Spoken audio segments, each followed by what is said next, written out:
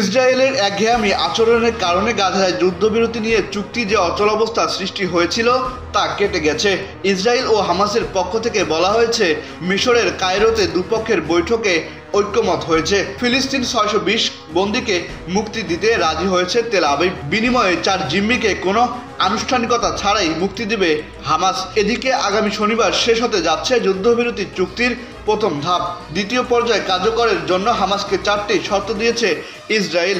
শর্তগুলো হলো, সব জিম্মিকে মুক্তি দিতে হবে, হামাসকে গাজা থেকে বিদায় নিতে হবে, গাজা উপত্যকাকে সম্পূর্ণ অস্ত্রমুক্ত করতে হবে এবং গাজার নিরাপত্তা নিয়ন্ত্রণ ইসরায়েলের হাতে দিতে হবে। আল জাজিরা বলছে, 2023 সালের অক্টোবরে গাজা যুদ্ধ শুরু হওয়ার পর থেকে ইসরায়েলের কারাগারে কমপক্ষে 59 ফিলিস্তিনি বন্দী মারা গেছেন।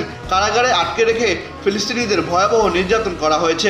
ইসরায়েলের হাত থেকে মুক্তি পাওয়া মোহাম্মদ আবু তাবিলা বলেন, তার শরীরে অ্যাসিড মারা হতো, চোখে শক্ত বস্ত্র দিয়ে আঘাত করা হতো।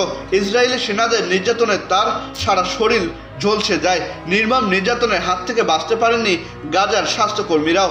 গাজার চিকিৎসক ডাক্তার খালেদ আলসের নির্যাতনের বর্ণনা দিতে গিয়ে কেঁদে ফেলেন।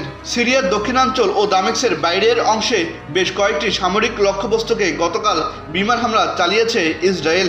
এসব হামলায় অন্তত 2 জন নিহত হয়েছেন। 14 বছরের গৃহযুদ্ধে জর্জরিত দেশটির নতুন সরকার এখন সেনাবাহিনী গঠন ও অর্থনীতি শক্তিশালী করার জন্য কাজ করছে।